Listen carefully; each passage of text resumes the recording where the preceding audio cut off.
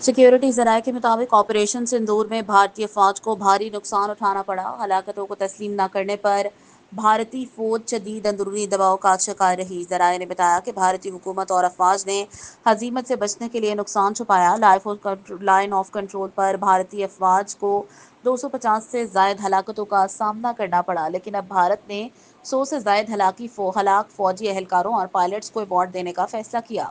तारीफ वो जो दुश्मन करे थे। भारतीय deputy army chief lieutenant general Rahil Singh का इतराफ शिकस्त। इंडियन एयरफोर्स यूनिट के 7 और इन्फेंट्री ब्रिगेड के 5 हलाक जवान एजाज के मुस्तहिक करार दिए गए। इसके अलावा भारतीय हेडक्वार्टर तराने इन्फेंट्री ब्रिगेड में हलाक 9 फौजियों, 3 राफेल पायलट समेत हलाक 4 पायलट्स, उधमपुर एयरबेस पर हलाक S-400 के 5 ऑपरेटर्स को फौजी एजाज़ात दिए जा रहे हैं।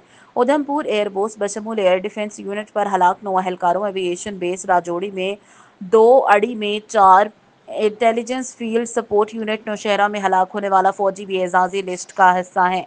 12 इन्फेंट्री ब्रिगेडियर अड़ी में हलाक 3 फौजियों को एजाज़ात देने का फैसला किया गया है। पाकिस्तान और भारत के दरमियान कैदियों की फहरिस्त का तबादला।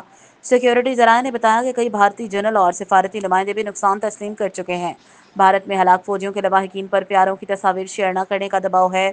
भारत ने फौजी नुकसान छुपाकर हलाकतों को कबूल नहीं किया। ज़राए के मुताबिक आलमी मीडिया की तस्दीक के बावजूद मोदी सरकार पठानकोट और उधमपुर बेस पर नुकसानात की तरदीद करती रही। भारत ने फौज की हलाकतें तस्लीम नहीं की तो अब अंदरूनी दबाव पर एजाज़ात दिए जा रहे हैं। अभिनंदन को भी जहाज गिरने के बाद वीर चक्रा समेत कुल 5 अवार्ड्स दिए गए थे।